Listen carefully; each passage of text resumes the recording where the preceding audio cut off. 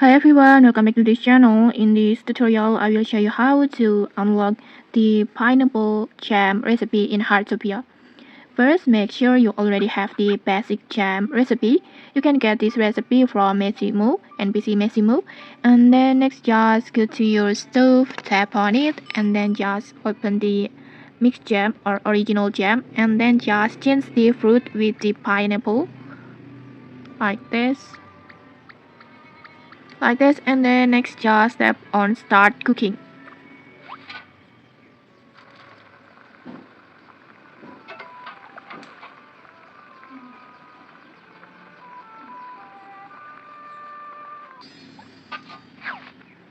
Okay, like this. The first time you successfully cook it, you will automatically unlock a new recipe, pineapple jam, like this.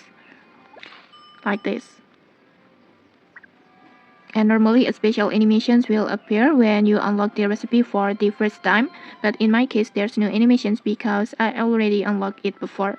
And then for the pineapple, you can grow it yourself, but remember pineapple can only be planted once your gardening hobby reaches level 4.